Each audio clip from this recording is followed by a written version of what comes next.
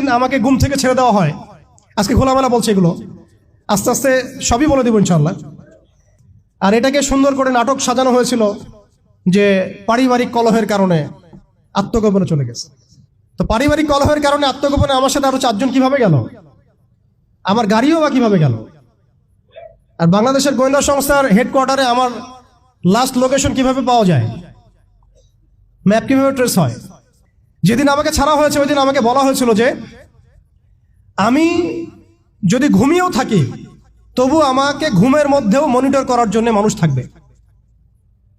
রাস্তাঘাটে যাওয়া তো বহুত দূরের কথা, বয়ান দেওয়া তো বহুত দূরের কথা, মাহফিল করা তো বহুত দূরের কথা, দাওয়াতের কাজ করা বহুত দূরের কথা, মিম্বরে দাঁড়ানো বহুত দূরের কথা। তুমি আমাদের চোখের মধ্যে থাকবা যখন তুমি ঘুমের মধ্যে থাকবা। তো এটা আমরা তখন শিখেছি যে মানুষের প্রাইভেট লাইফ বলতে আর কিছু বাকি রাখে নাই তারা। আপনি ফোন নিয়ে যা করতেছেন এভরিথিং তারা মনিটর করতে পারে, এভরিথিং। কাকে মেসেজ করতেছেন, অনেক ভাই তখন আমার সাথে দেখা করতে আসলে আমরা ইগনোর করতাম তার ভালোর জন্যই, বিকজ সে বিপদে পড়বে আমার সাথে দেখা করতে আসলে। এবং আপনি যেটা বলবেন সে বলার জায়গাটা আপনাকে দেওয়া হয় নাই, রাখা হয় নাই, আপনি ট্রিগারের সামনে আছেন। তো আল্লাহ পাকে সন্তুষ্টির জন্য কথা শুনেছি, অনেক সহ্য করেছি, মেনে নিয়েছি, গালিমন্দও খেয়েছি। আর এটাকে সুন্দর করে নাটক সাজানো হয়েছিল যে পারিবারিক কলহের কারণে আত্মগোপনে চলে গেছে।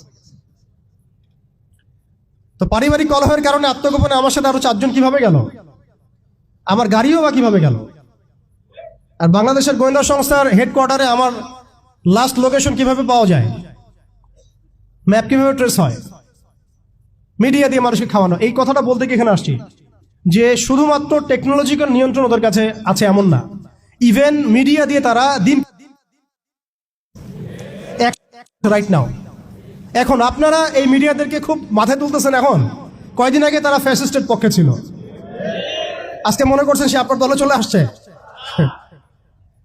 তাদের কোনো ধর্ম থাকে না, মিডিয়ার কোনো ধর্ম থাকে না, যেদিকে ফ্লো সেদিকে তারা যাবে। তারা দিনকে রাত বানাতে